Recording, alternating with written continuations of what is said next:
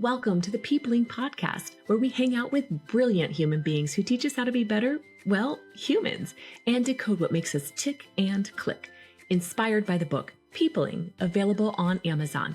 Let's get this episode started. Welcome to the Peopling Podcast. I'm Kristi, and around here we believe life gets better when we stop rushing past people and start really seeing them. This podcast is all about connection. The kind that builds trust and sparks growth and reminds us that we are made for each other. I'm so glad you're here today, and I cannot wait for you to meet our VIP guest. Brian Bertges is the executive director for 3 nonprofits in higher education industry, but he still knows how to let his hair down. Well, he says what little he has left. As a veteran of the United States Army and an educator through the Teach for America program, Brian has developed self-improvement strategies that have enabled him to be a more effective speaker, facilitator, teacher, mentor, coach, leader, and most importantly, a father. For context, about 1.5 years ago, Brian was diagnosed with PTSD. He's been working to find his new normal while looking to address the mental health challenges in higher education. Brian, thank you so much for leaning in, saying yes, and having some time with us today. I am so excited to get into conversation with you. I am honored to be here with you, Kristi. Your energy, your vibe is off the charts amazing. And anytime I could be around you, sign me up. You're the best. Thank you for saying yes. So I cannot wait for people to get to know a little bit about who you are and what you're up to in this world. I've got to know you for well over 1 year, maybe closer to 1.5 years. And so I'm excited to get to share you with my world. So tell us your story. And that's going to lead us into what it is that you do, how you serve, and what's important to you so we can start extracting that great wisdom from you. When we talk about the context of when I was put into the world of PTSD, having my world shattered by an experience that I didn't even know was bothering me. The reality was I received a phone call and I was driving. His name's Javier, a buddy of mine from the Army. And he said, "Brian, I think you have PTSD." I said, "There's no way I have PTSD." He goes, "No, from the incident in the military, there was a helicopter accident. I remember after that, you just weren't the same person. You had affect. I'm learning about this because I'm a nurse now. And I really feel that looking back at what we experienced and how you had PTSD." I'm driving in my car and I said, "Buddy, I don't believe you." And I promised him that I was going to therapy. We were just checking to see if our kids were being raised the right way. I said, "I'd bring it up with the therapist." He said, "Okay." When I got to therapy, I said, "Yeah, my friend thinks I have PTSD." She goes, "Oh, really? Tell me about it." And then something shifted inside me. I felt like I was going to throw up. I was nauseated.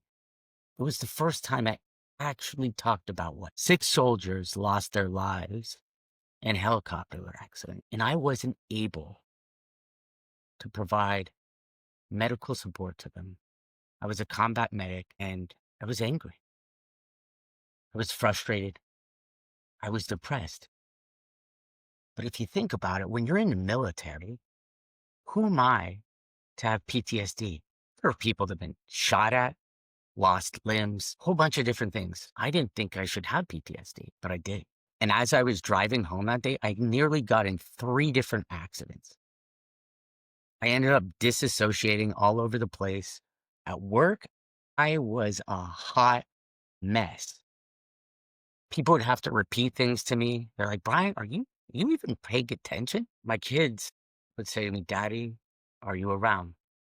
Now, unfortunately, I had to teach them games to get me back in reality. I would say, "All right, kids, if you ever see me going off, spacing out, looking into the world, I need you to say to me, 'Daddy, I need you to find 3 items inside this room with the color blue or white.'" Those weren't the games I wanted to play, but those were the games I had to play because I had one foot in the world that we were living in, and I had one foot in this world in the past. I was working out every day, and now I couldn't even get up out of bed.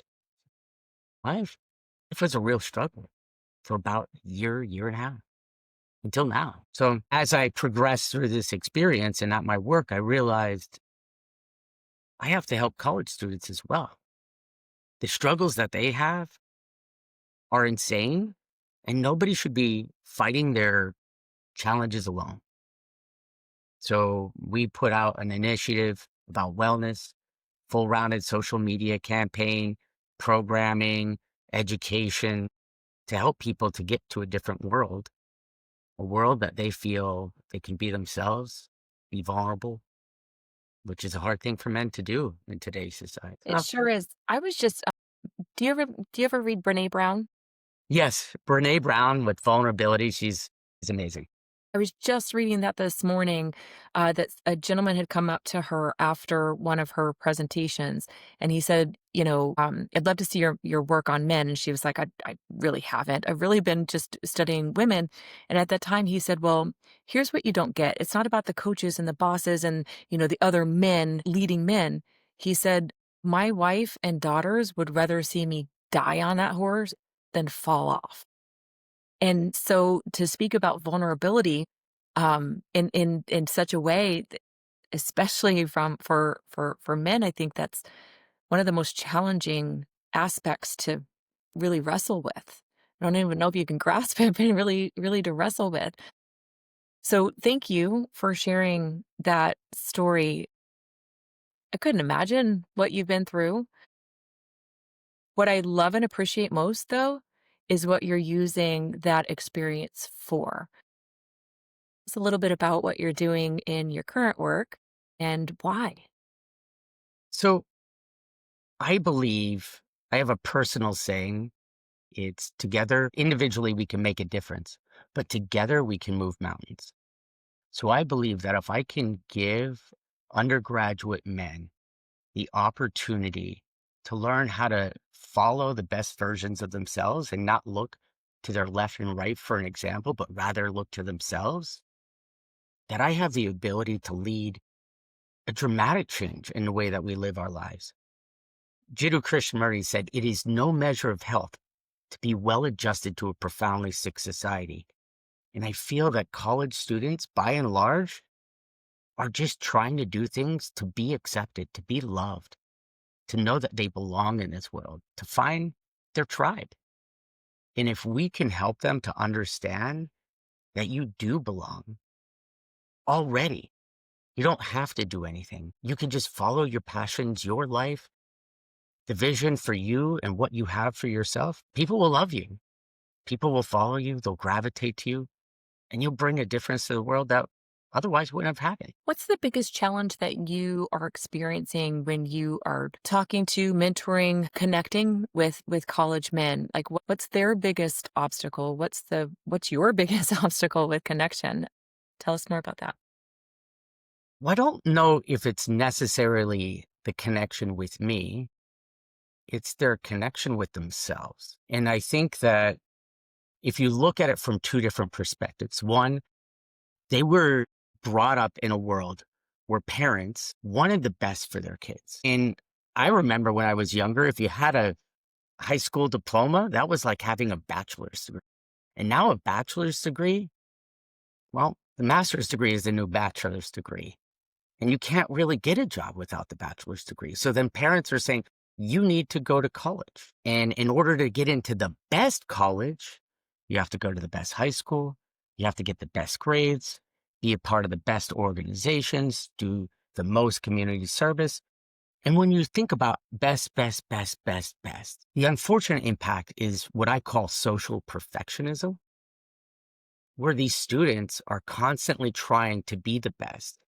And now, rather being in the best school, getting the best grades, joining the best teams and sports, they're really trying to be the best in everything.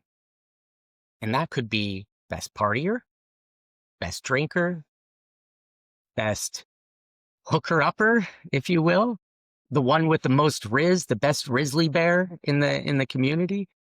They're just trying to be that, whatever they think everyone else views as the best. That paired with what I call the weapons of mass distraction, our phones. They're constantly looking for opportunities for people to think that they're ahead of everyone else. They take hand-picked moments from their lives and they create social media posts. They have to have the right mute. They have to have the right angle, be in the right position with the best looking pose. And then when they look at others and they see all their hand-picked moments, they're going to greatly outnumber theirs. So then they think they're behind. They think they're not good enough. That leads to depression, anxiety, loneliness, isolation. And what I help them to do is to get rid of the weapons of mass destruction and start taking action on things that you really want to do to be a better person. Can you give us an example? My gosh. Okay. So there was a guy, his name is Bowden, and I had the opportunity to coach him for a while. And the first time I met him, I said, all right, how is life going for you? What's going well? And he started talking about how when he's at home, things were really amazing. He was working out, eating good, sleeping well. And I said, okay, well, how about here in college right now? He said, well, I'm too busy. I don't work out anymore. I go to my work and I have to do schoolwork and I just don't have time to do the things I wanted to do. I said, okay, well, tell me what you do in a day. He said, well, I go to work, I come home, I walk in, and I'm tired, so I sit down. I sit down on a couch and I watch Netflix for hours. Hours. Are you enjoying it? When you're watching Netflix, are you actually committed to watching Netflix? Or are you thinking about all the things that you need to do while you're watching Netflix? Said, actually, I'm thinking about everything I need to do. And so the Netflix isn't serving you? He said, no. I said, when it comes to social media devices, when it comes to all this entertainment, you have to ask yourself, am I using it or is it using me? And he said, it's using me. I said, okay, well, we need to get rid of the prompt that's getting you to watch Netflix. You're sitting out the couch. I want you to throw the couch out. I want you to burn it. Now, you don't have to do it physically, but in your head, I want you to pretend that couch doesn't exist. I said, what do you want to do? He goes, I want to run. I said, okay, so when you get home, I want you to put shoes by your front door. So when the door opens, it hits the shoes and it reminds you, I have to go for a run. So he started running. He started watching Netflix, yes, less. And then he started to lead others, right? It's a ripple effect. When you start doing it, others will start to see the change in you, and then they're going to want it. So I know when I work with one individual inside of one of our groups, it's going to spread like wildfire and create a cultural change. That's what I do. That's so good. And then I'm over here wondering, like, what else, momentum builds momentum, right? And so what else might he shift? I mean, that was a tiny little thing, but what a brilliant way of approaching it that changes the whole trajectory of his day, which changes his week, which changes the end result, honestly. But I bet now that he's running, he feels better about himself. He feels more productive. He's doing the things he loves to do and probably getting more done. So I'm just like, yes, the ripple effect outside because he's leading other people, but also the ripple effect inside of his life of other things that are now more in alignment with what he ultimately wants. I think the problem is a lot of times we don't think about what we think about. And so to your point with the distractions, it's just numbing it for a little while. And then the next thing you know, 6 hours have gone by and I haven't done the thing that I wanted to do. And then we feel lousy about the things that we were committed to and didn't show up for.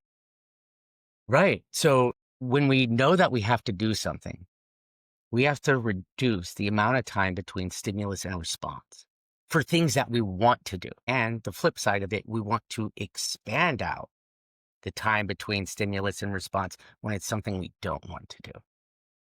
We have to take the extra time to think. Because we don't want to do it, we need extra time to get it done? No, meaning if there's something that you don't want to do bad habit wise, right? You want to remove the prompt. You want to take the distance between doing the action and giving yourself time to think, to say, is this something I really want to do? And then if it's something that you know intuitively that you need to do and want to do it now. Don't wait. Do it now. I love that. Thank you.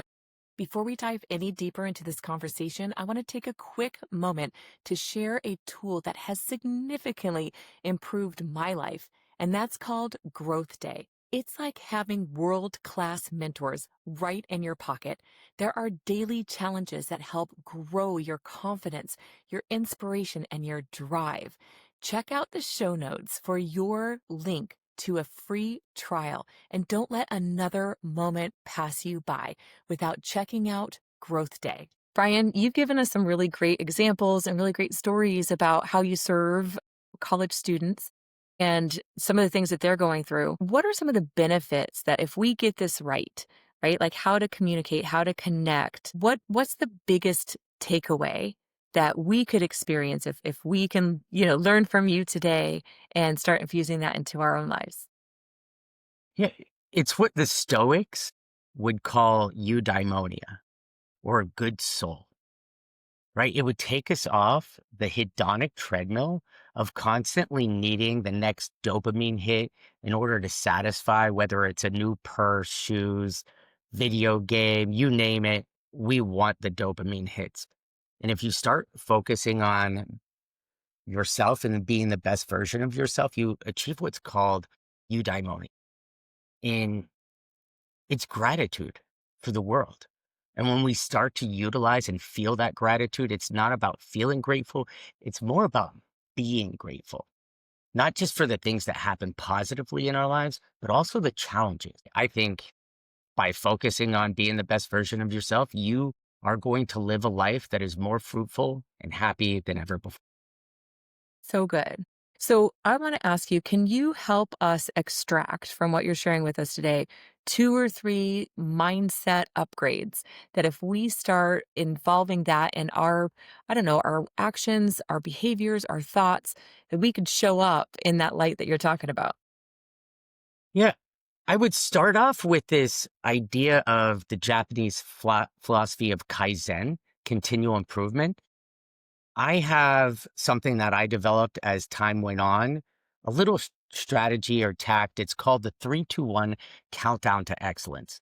And I utilize agile questioning inside of coaching. So it's very simple. What are 3 things that are going well right now? What are 2 things that need work?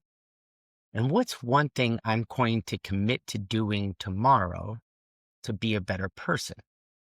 And if you think about that, the 3 positive things allows us to really focus on what we can be grateful for and the happiness and the things that we're already doing. Because a lot of people, they take their mind and they constantly look at the little negative things that are going on and they focus on that and then they attract more of it. So then you have 2 things that need work, right? We're not perfect beings. Sadly, Kristi, you and I, we're not going to be the first perfect human being.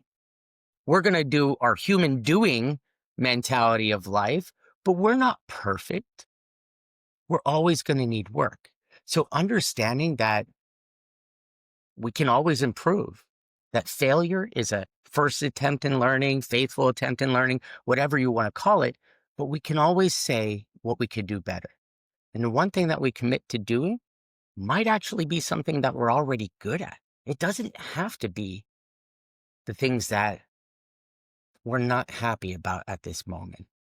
Because Gallup did a study that when people focus on their strengths, they do way better than if they focus on their deficiencies. So I think the 3-2-1 countdown to excellence is a great way. You could journal, you could share it with a partner, you could recap. And the partner aspect is another one, right? If we're always in relationships with other people, whether we like to admit it or not, every time we do something, we do it in relationship to another person. So incorporate those people into your life. At my work, what I do is body doubling with other coworkers. We just get on a Zoom call because we all work remotely and we just spend an hour. We go on mute. At the very beginning, though, we do breathing exercises. We do some push-ups. We get the heart rate going. We get amped up, and then we go on mute. And we work for an hour. And at the end of the hour, we report back to the rest of the people. And we say, hey, this hour I worked on emails. I did these responses, created this document. That's like me.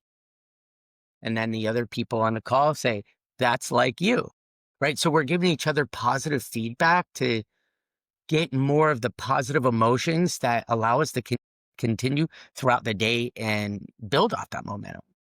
And everybody's saying, that's like me, that's like you, that's like me, that's like you.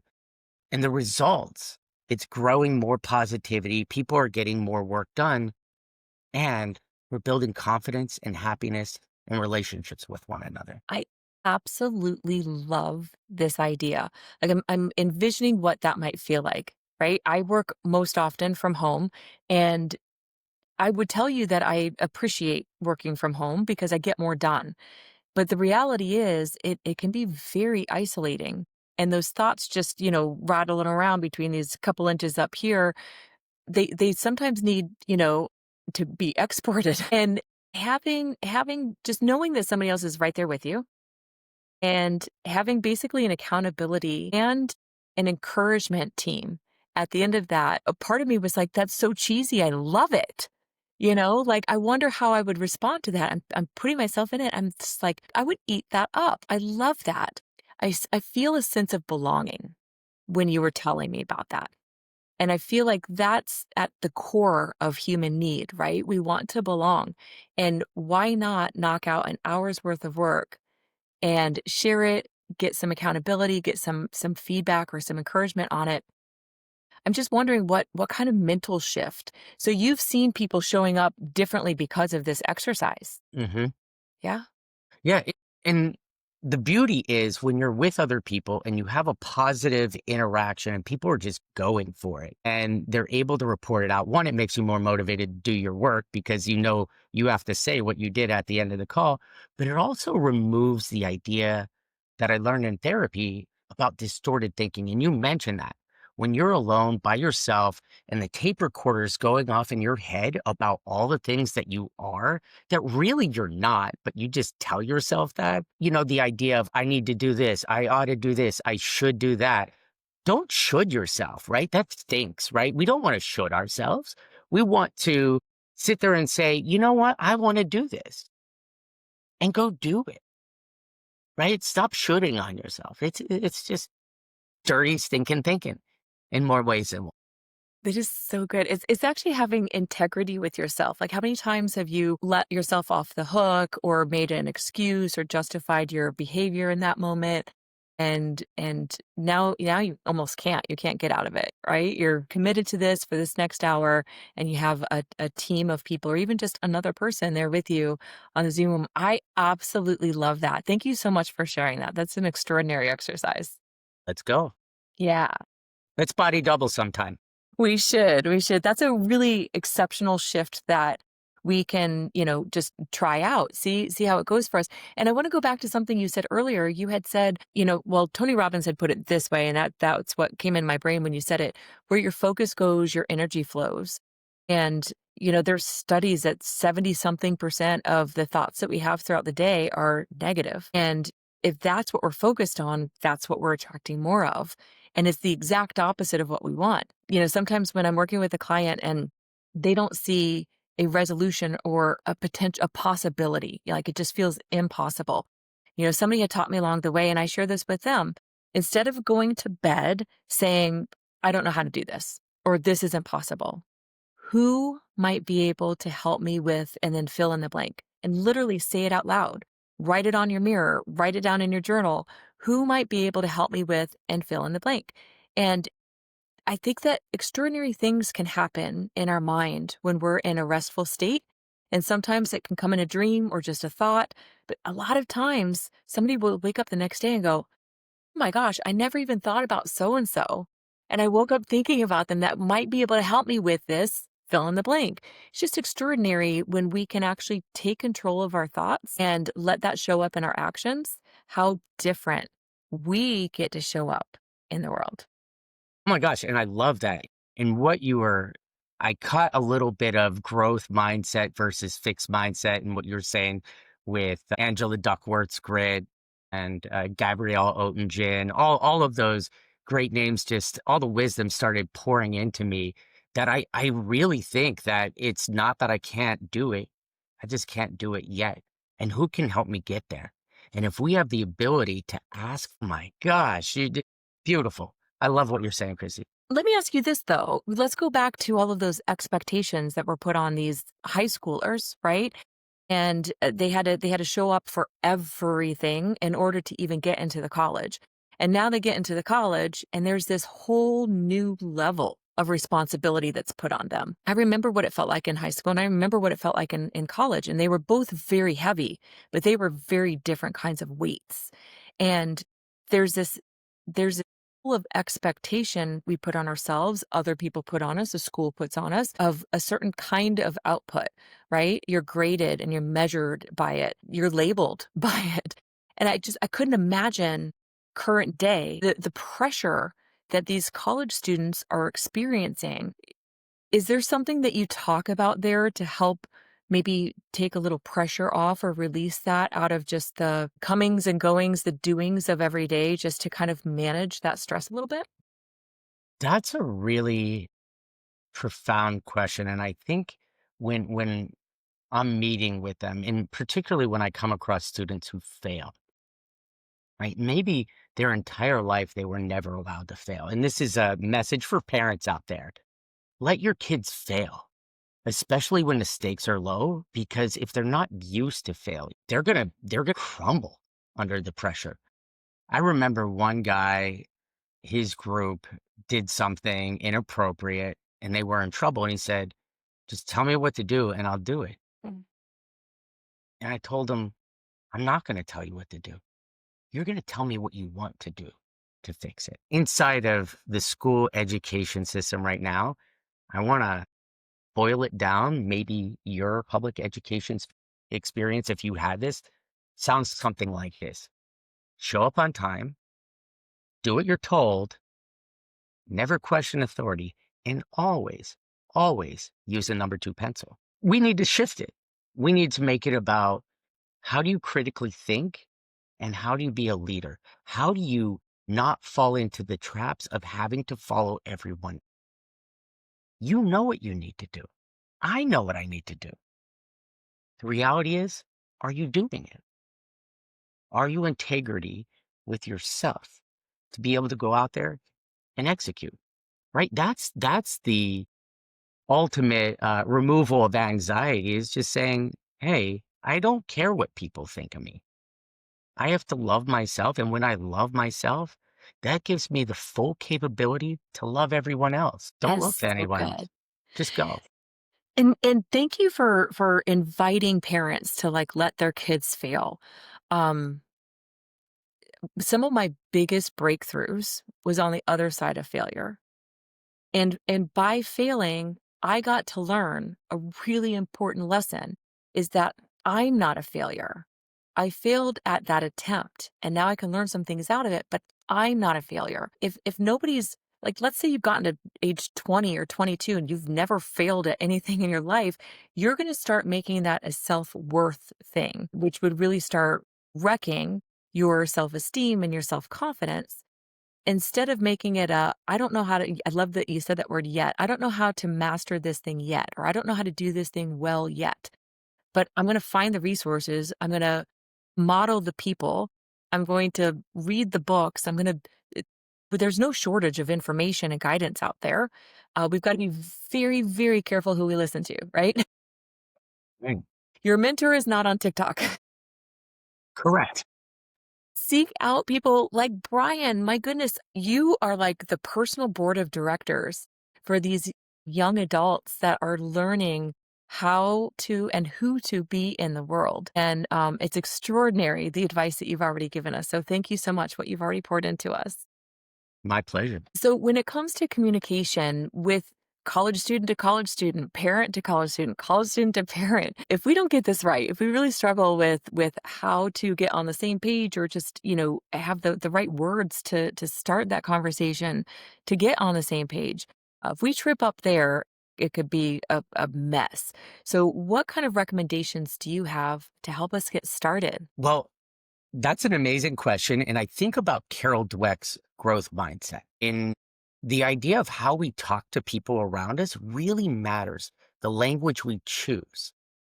How often do you hear parents, when their kids do something for the first time and maybe they have a little bit of success, they say, "You're a natural. Wow, you're so athletic. You're so smart." When we say things like that, when they encounter a situation where they're not able to do it, then they say, "Well, I'm not really smart, or I'm really not athletic." We have to praise effort because, according to Angela Duckworth in a book, Great, effort beats out intelligence by a factor of 2. So the more you put into what's going on, the better, right? So we just say, "Wow, you really did well on that test. You must have put in a lot of effort to make that happen." And we have to also be careful of what's called the false growth mindset, where we praise effort when there's failure. We don't want to praise the effort. We could say, "That was a nice try." And then we have to push for further growth. What would you do differently next time? Constantly telling them that you haven't made it yet. But with effort and continual iterations of what you're doing, you're going to make it if you want to keep trying. That is so good. And I'm envisioning Michael Jordan, this whole generation that probably doesn't even know his name as an athlete, right? No one knows him as an influencer. But I remember hearing stories that he would be out on the court hours after the game ended, and he's practicing and he's practicing and he's practicing. He's getting up at 4 in the morning, he's practicing.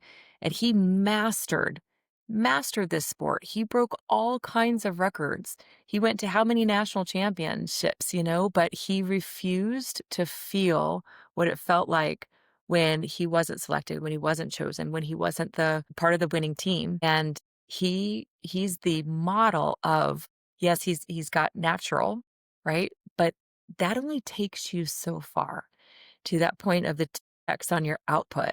You study, you perform, you practice. Perfect practice makes perfect, right? Yes. Constant over and over and over again. I couldn't imagine having a parent that wouldn't let you fail, made the decisions for you, spoke words that didn't benefit you. So I love and appreciate so much the words that you just gave us, to focus on the efforts and to encourage a better output if somebody wasn't actually giving it their 100% or their 115%. Um, that lands very differently. It's incredible. And if I could build on that just a little bit, because things that you say, I feel and hear the wisdom and what you're saying. And I want to say that if you're a supervisor, if you're a parent, right, not allowing them to fail, not allowing your employee to fail, you become a banyan tree. And a banyan tree has an amazing, beautiful canopy where things can thrive inside of it, right? But underneath that canopy, things really can't grow. So you're providing the shade, this comfort, but everyone around you isn't growing. Let them feel the light. Let them see the light. Let them grow and be bigger than what they were. It's not about having people be comfortable, because Ron Heifetz in his book, Adaptive Leadership, has what's called the productive zone of disequilibrium. And when you're uncomfortable, you learn more. And you said it earlier, we learn more from our failures than our successes. So let's go out and fail a whole lot. Not Yes. the F word in a bad way, it's the F word in a good way. It's the good kind. We learn the best lessons from that. Our character, our true character gets to show up on how we respond to failure. And the messaging has to be, I'm not a failure. I failed at this, right? And what can I do differently? How do I show up differently? Or who can I have come into my life that can help me? to be a success or to not fail as hard next time. Yeah. No, that's exactly right. It's so good. So good. All right. I want to make sure, Brian, that you have everything that you wanted to share tonight with us. The struggle, you were going to bring up the struggle. What if somebody's struggling in this area? And then, Okay. That's it. And then we'll end with the Be the Change challenge. okay. Okay. So if somebody struggles in this side of the conversation that we're having now, tell us how to fix that. Tell us how to help with that. Tell us what we need to know to get out of the struggle bus. Have them, I would say, have them really think about the words that they're choosing in a self-limiting, fixed mindset. People usually say words like, I can't. I can't do this. I can't do that. Have them change it. And I was coaching one guy and he said, I can't be vulnerable with my friends. I said, what else can't you do? He said, it's impossible for me to wake up before 7 a.m. I said, okay, well, we'll take that impossible. We'll change it to can't. And I had him list out all of the things that he can't do.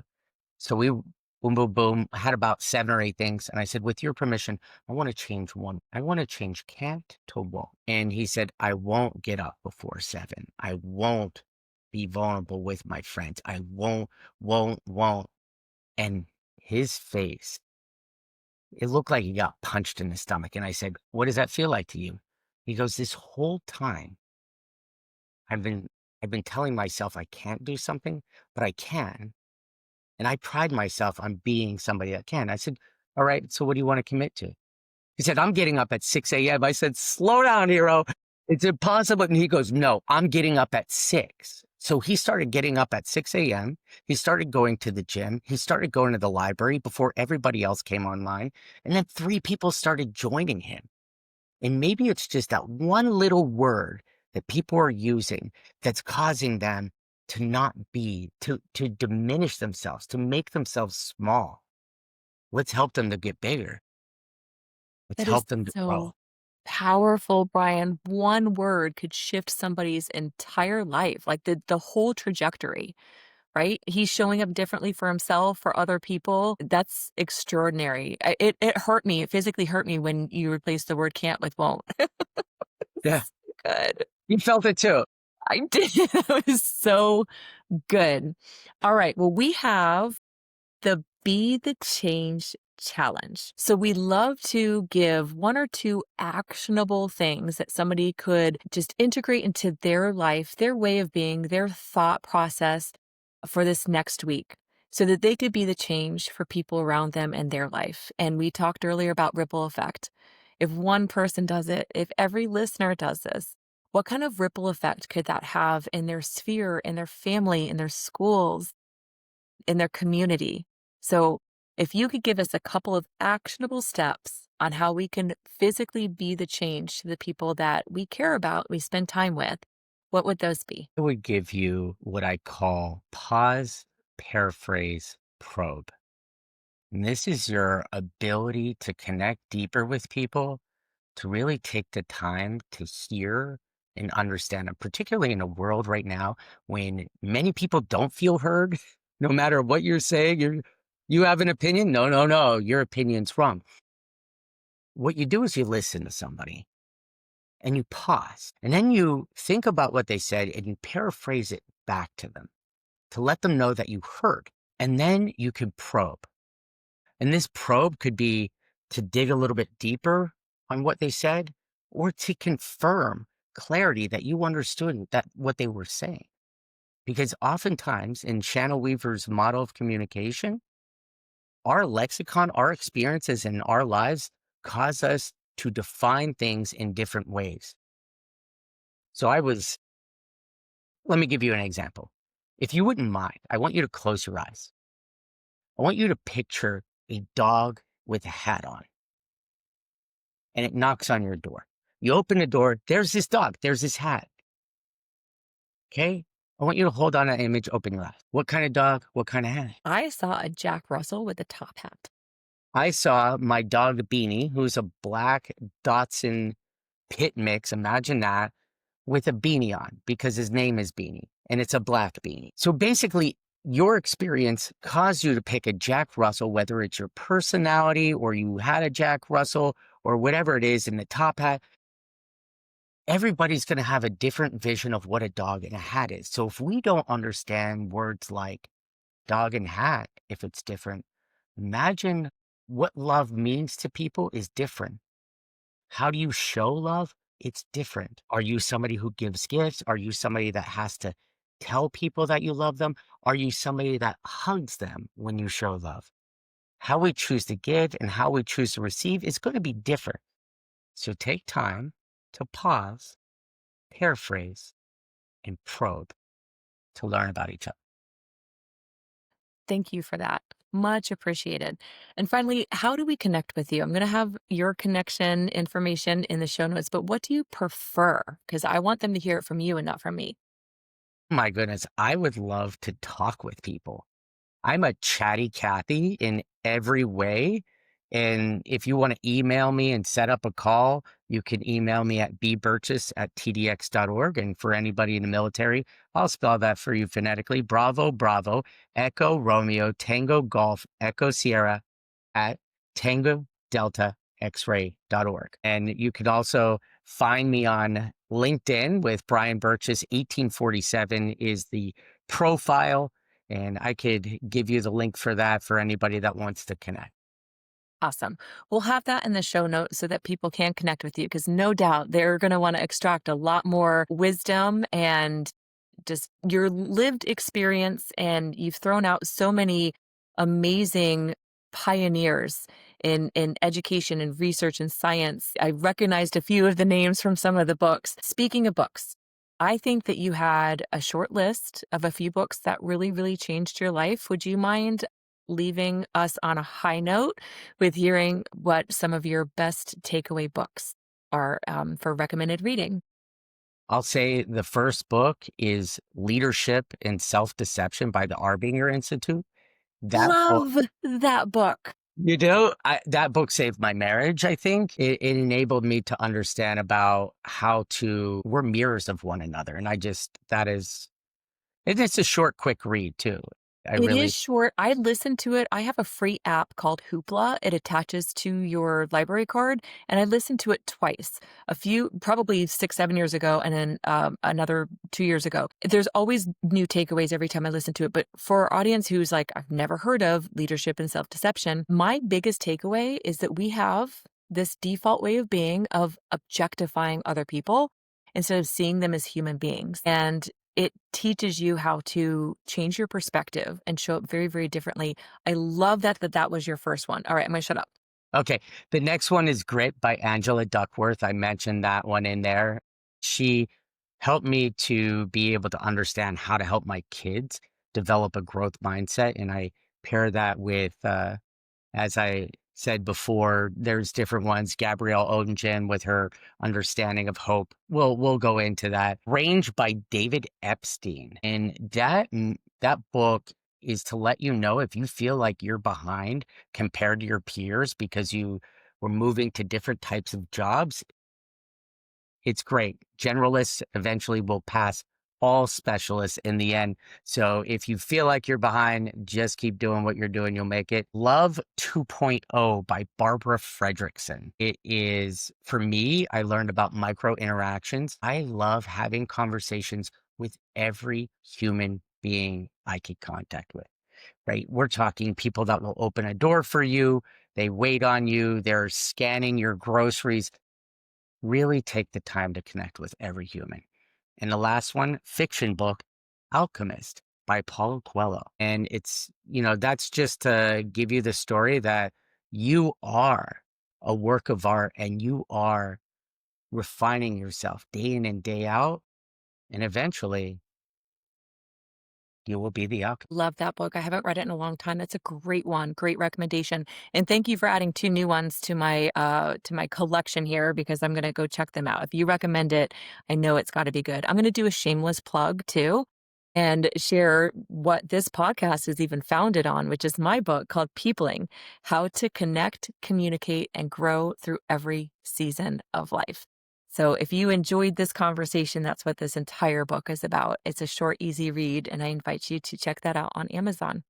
Brian, I cannot say thank you enough, my friend, for being here with me, for sharing just some great, great insight. And thank you for the impact that you're having in these young minds, for people who are shifting into that adult stage and trying to maneuver and balance all the things between college and life and expectations that we probably all fall very, very short on a daily basis. Thank you for pouring into them. And I want to say thank you, especially because you had started off saying that PTSD has shifted how you show up in life, how you view others.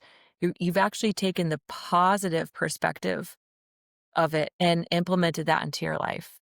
Extraordinary. So thank you. Thank you. And I am totally going to get your book and I hope you'll sign it for me. I would love to be peopling with you. Absolutely. Promise to you. You got it. Thank you again for being here with us. And until next time, Pleasure. Thank you. thank you. Thanks for tuning in to the Peopling Podcast, and grab your copy of the Peopling book on Amazon, and let's keep this connection movement going. Until next time, be curious, be kind, and keep peopling like you mean it.